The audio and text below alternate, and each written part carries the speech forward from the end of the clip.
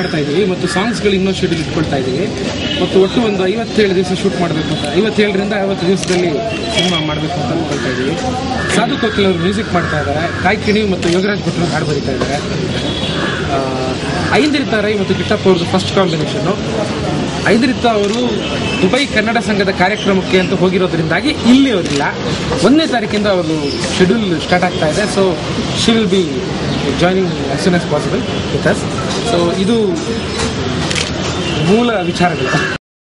ಹೇಗೆ ಒಂದು ಸ್ಪೀಡ್ ಇರುವಂತಹ ಒಂದು ಚಿತ್ರ, ಒಂದು ಥ್ರಿಲ್, ಬಹಳ ರೋಚಕವಾದ ಥ್ರಿಲ್ಲನ್ನು ಇಟ್ಕೊಂಡು ಹೊರಡೋಣ ಅಂತ ಒಂದು ಸಿನಿಮಾ. ರೊಮ್ಯಾಂಟಿಕ್ ಥ್ರಿಲ್ಲರ್, ರೊಮ್ಯಾನ್ಸ್ ಇರುತ್ತೆ, ಕಾಮಿಡಿ ಇರುತ್ತೆ. ಇದೆಲ್ಲದರ ಜೊತೆಗೆ ಪ್ರಧಾನವಾಗಿ ಥ್ರಿಲ್ಲನ್ನು ಇಟ್ಕೊಂಡು ಹೋಗ್ತಾ ಇದ್ದೀವಿ. ರೋಚಕತೆ ಜೊತೆಗೆ ಒಂದು ಸ್ವಲ್ಪ ಭಾವುಕತೆಯನ್ನು ಅಲ್ಲಲ್ಲಿ ಒಂದು ಫೀಲ್ ಮಾಡಿಸ್ತಾ ಹೋಗೋದು ಇಡೀ ಬೆಂಗಳೂರನ್ನ ತೋರಿಸೋ ಉದ್ದೇಶ. ಇಡೀ ಬೆಂಗಳೂರನ್ನ ತೋರಿಸೋದು ಅನ್ನೋದಕ್ಕಿಂತ ಅಲ್ಲಿ ನಡೆಯುತ್ತೆ ಕಥೆ, ಹಾಗೆ ನಡೆಯುತ್ತೆ. ಕಂಪ್ಲೀಟಾಗಿ ಬೆಂಗಳೂರಿನಲ್ಲೇ 90% ನಡೆಯುತ್ತೆ. ಮತ್ತು ಇನ್ನೊಂದು ಇಮೇಜರಿ ಘಟನೆಗಳು ಬರ್ತವೆ, ಅವನ್ನ ಮಾತ್ರ ನಾವು ಸ್ವಲ್ಪ ಗುಲ್ಬರ್ಗಾದಲ್ಲಿ ಮತ್ತು ಈ ಕಡೆ ಕನಕಪುರದ ಇಂಟೀರಿಯರಲ್ಲಿ ಶೂಟ್ ಮಾಡೋಣ ಅಂತ ಅದು ಬಿಟ್ಟರೆ ಸಾಂಗ್ಸ್ಗೆ ಅಂತ ಹೇಳಿ ಬರೀ ಸೌತ್ ಇಂಡಿಯಾದಲ್ಲೇ ಮುಗಿಸೋಣ ಅಂತ. ಇಡೀ ಭಾರತ ಸುತ್ತ ಐಡಿಯಾ ಇಲ್ಲ ಇವಾಗ.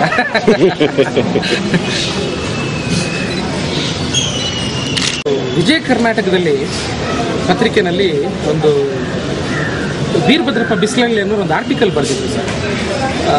ಜೋಗಿ ನಿನ್ನ ತಂಬೂರಿಯೊಳಗೆ ನನ್ನದೊಂದು ಹಾಡಿತ್ತು ಅಂತ. ಆ ಆರ್ಟಿಕಲ್ ಓದಿದ ತಕ್ಷಣವೇ ನನಗೆ ಈ ಕಥೆಯ ಏನೋ ಒಂದು ಅನ್ನಿಸ್ತು. ಅದು ಪರಿಪೂರ್ಣ ಆದದ್ದು ನಮ್ಮ ಜೋಗಿಯವರು ಒಂದು ಕಥೆ ಇದೆ, ಬಬ್ರುವಾಹನ ಮತ್ತು ಲಂಕೇಶ್ ಅಂತ ಹೇಳಿ ಒಂದು ಕಥೆ ಮಾಡಿದ್ದಾರೆ ಜೋಗಿಯವರು. ಆ ಕಥೆನ ಮತ್ತು ಈ ಆರ್ಟಿಕಲ್ ಅದನ್ನು ಓದ್ತಿದ್ದ ಹಾಗೇನೆ ಅದು ಆ ಥರ ಇಲ್ಲ, ಆ ಕಥೆಗೂ ಮತ್ತು ಈ ಕಥೆಗೂ ಸಂಬಂಧ ಇಲ್ಲ. ಆದರೆ ಒಂದು ಇನ್ಸ್ಪೈರ್ ಮಾಡ್ತಾವೆ, ಒಂದು ಕಿಕ್ ಸ್ಟಾರ್ಟ್ ಮಾಡ್ತಾವೆ ಎರಡು ಕಥೆಗಳು, ಆರ್ಟಿಕಲ್ಗಳು. ಹಾಗಾಗಿ ಅದನ್ನು ಭಾಳಷ್ಟು ದಿವಸದಿಂದ ನಾನು ಯೋಚನೆ ಮಾಡ್ತಾನೆ ಇದ್ದೆ. ಮತ್ತು ಸಡನ್ನಾಗಿ ಒಂದು ಥ್ರಿಲ್ ಕಾನ್ಸೆಪ್ಟ್ನ ಇದಕ್ಕೆ ಆರೋಪ ಮಾಡಿ ಅಲ್ಲಿರೋ ಕಂಟೆಂಟನ್ನೇ ನಾನು ಹೇಳಕ್ಕೆ ಹೊರಟಿದ್ದೆ. ಮಾತಾಡಿ ಎಲ್ಲೂ ಯಾರ ಬಳಿಯೂ ಮಾತನಾಡದೆ, ಯಾರ ಒಪ್ಪಿಗೆ ಸಮ್ಮತಿ ಇಲ್ಲದೆ ಏನು ಮಾಡ್ತಾರೆ. ಆಕೆ ಅನಾಥೆ. ಆಕೆಗೆ ಬಹಳಷ್ಟು ಸಣ್ಣ ಆಸೆಗಳು. ಪುಸ್ತಕ ಓದೋದು ಅಂದರೆ ಅವಳಿಗೊಂದು ಸುಖ, ಮಲ್ಲಿಗೆಯ ಘಮ ಹೀರೋದು ಅಂತಂದರೆ ಅವಳಿಗೊಂದು ಸುಖ, ಒಂದು ಹಕ್ಕಿಗಳ ಇಂಚರ ಕೇಳೋದು ಅಂದರೆ ಒಂದು ಸುಖ. ಇಷ್ಟೇ ಇಂಥ ಸುಖವನ್ನು ಪರಮ ಸುಖ ಅಂತ ಅಂದ್ಕೊಂಡು ಬದುಕ್ತಿರೋವಂಥ ಬಹಳ ಇನ್ನೋಸೆಂಟ್ ಕ್ಯಾರೆಕ್ಟರ್. ಆದರೆ ಇವತ್ತಿನ ಆಧುನಿಕತೆಯ ಎಲ್ಲ ಪ್ರಜ್ಞೆಯೂ ಇರುವಂತಹ ಒಂದು ಪಾತ್ರ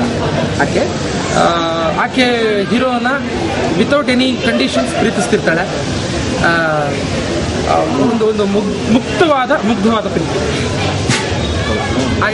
ಆಕೆ ಪಾತ್ರದ ಬಗ್ಗೆ ಗೀತಾಶ್ವರ್ ಒಂದು ಕ್ಯಾರೆಕ್ಟರ್ ಮಾಡ್ತಾ ಇದ್ದಾರೆ.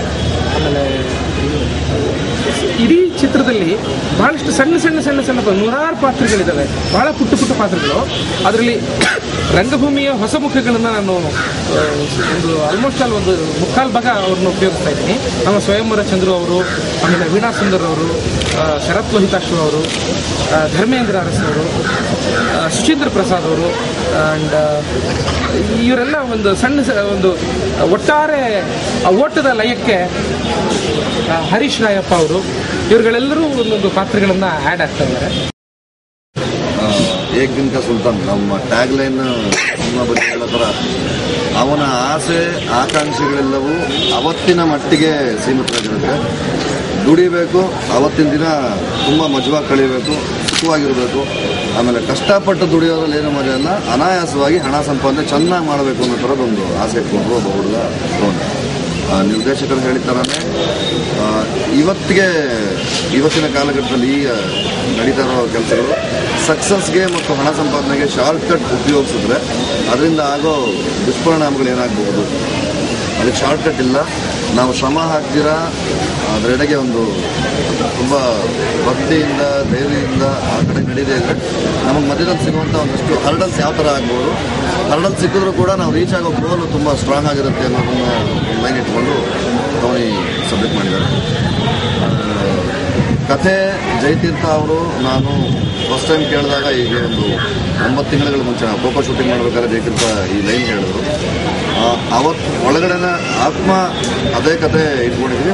ಒಂದು ಸ್ವಲ್ಪ ಹೊರಗಿನ ಬಣ್ಣಗಳನ್ನ ಒಂದು ಸ್ವಲ್ಪ ಬೇರೆ ಥರ ಚೇಂಜ್ ಮಾಡಿದ್ವಿ. ಕತೆಗೆ ಪೂರಕವಾಗಿ ಬೇಸ್ ಲೈನ್ ಏನಂದರೆ ಆಸೆಗೆ ಮತ್ತು ದುರಾಸೆಗೆ ಮಧ್ಯೆ ಇರುವಂತಹ ಒಂದು ವ್ಯತ್ಯಾಸ. ಬದುಕಲ್ಲಿ ಸುಖ ಶಾಂತಿ, ಇವನ ಸ್ಪೀಡು, ಇವನ ಆಸೆಗಳು, ಇವನ ಒದ್ದಾಟ, ಇವನ ತುಮುಲ, ಇವನಿಗೆ ಏನೋ ದೊಡ್ಡದು ಮಾಡ್ಕೊಂಡ್ಬಿಡ್ಬೇಕು, ಅನಾಯಾಸವಾಗಿ ಯಾವುದು ಗಿಟ್ಸ್ಕೋಬೇಕು ಅನ್ನೋ ಇವನ ಹೋರಾಟದಲ್ಲಿ ಯಾವ್ದು ಸಿಗುತ್ತೆ ಯಾವ್ದು ಸಿಗಲ್ಲ. ಅವನ ಹುಡುಗಿ ಅವನ ಬದುಕಲ್ಲಿ ಯಾವ ರೀತಿ ಪ್ರೇರಣೆ ಆಗ್ತಾಳೆ, ಅವಳಿಂದ ಅವನು ಏನೇನು ಕಲಿತಾನೆ ಮತ್ತು ಒಟ್ಟಾರೆ ಸಮಾಜ ಅವನಿಗೇನು ಕಲಿಸುತ್ತೆ ಅನ್ನೋದು ಧೋನಿಯ. ಸಾಕಷ್ಟು ಹೇಳಿದ್ದಾರೆ ಅವರೆಲ್ಲ. ತುಂಬ ಕನ್ವಿನ್ಸಿಂಗ್ ಆಗಿತ್ತು ಮತ್ತು ಇಂಟ್ರೆಸ್ಟಿಂಗ್ ಆಗಿದೆ ಪ್ಲಾಟು. ಆಮೇಲೆ ಡಿಫ್ರೆಂಟ್ ಆಗಿತ್ತು ಕತೆ, ತುಂಬ ಚೆನ್ನಾಗಿ ಮಾಡಿದ್ದಾರೆ. ಸೊ ಆಮೇಲೆ ಅವರು ಮೊದಲನೇ ಸಿನಿಮಾ ಒಲಯಮ ಅಂತ ನೋಡಿದ್ದೆ, ಅದು ಇಷ್ಟ ಆಗಿತ್ತು. ಅವ್ರ ಕೆಲಸ ಇಷ್ಟ ಆಗಿತ್ತು. ಸೊ ಎರಡನೇ ಸಿನಿಮಾ ಒಲಯಮಂತರ ಸುಮಾರು ಒಂದು ವರ್ಷ ನಂತರ ಗ್ಯಾಪಲ್ಲಿ ಇಟ್ಕೊಂಡು ಆ ಕತೆ ಮಾಡಿದ್ರು. ಕಷ್ಟಪಟ್ಟು ಕತೆ ಮಾಡಿದ್ದಾರೆ, ಸ್ಕ್ರೀನ್ ಪ್ಲೇ ಎಲ್ಲ ಚೆನ್ನಾಗಿ ಮಾಡ್ಕೊಂಡು. ಸೊ ಇಷ್ಟ ಆಗಿ ಸರಿ ನಾನು ಯೋಚನೆ ಮಾಡಿದ್ದೆ ನಾವೇ ಮಾಡೋಣ ಅಂತ ಡಿಸೈಡ್. ಸ್ಕೈ ಬ್ಯಾನರ್ಸ್ ಅಂತ ಬ್ಯಾನರ್ ಮಾಡ್ಬೋದು. ಇದರಲ್ಲಿ ನಾನು ಕಿಲ್ಲೊಬ್ಬರು ಒಟ್ಟಿಗೆ ಮಾಡ್ತಾರೆ. ಮಿಕ್ಕಿದೆಲ್ಲ ಇವರೇ ಹೇಳಿದ್ದಾರೆ. ಸೊ ಇವತ್ತು ಮುಹೂರ್ತ ನಡೆದಿದೆ. ಇದು ಹಾಕಿ ಪೋರ್ಷನ್ ಆಲ್ಮೋಸ್ಟ್ ಒಂದು 70% ಬ್ಯಾಂಗ್ಳೂರಲ್ಲಿ ನಡೆಯೋದ್ರಿಂದ 1 ತಿಂಗಳು ಶೆಡ್ಯೂಲ್ ಹಾಕೊಂಡಿದ್ದೀವಿ. ಆಲ್ಮೋಸ್ಟ್ ಒಂದು 70% ಹಾಕಿ ಪೋರ್ಷನ್ ಬ್ಯಾಂಗ್ಳೂರಲ್ಲಿ ಮುಂದಿನ ತಿಂಗಳು ಇಷ್ಟೊತ್ತಿಗೆ ಮುಗಿಸೋಣ ಅಂತ ಪ್ಲ್ಯಾನ್ ಮಾಡಿ. ಆಮೇಲೆ ಒಂದು 2 ಸಣ್ಣ ಟ್ರ್ಯಾಕ್ ಇದೆ ಹೊರಗಡೆ ಮಾಡೋಂಥ. ಅದು 2ನೇ ಶೆಡ್ಯೂಲಲ್ಲಿ ಮುಗಿಸಿದ ನಂತರ ಲಾಸ್ಟ್ ಶೆಡ್ಯೂಲ್ ಬಾಂಕ್ಸ್ ಮಾಡಿಕೊಂಡು ಕಂಪ್ಲೀಟ್ ಮಾಡೋಣ.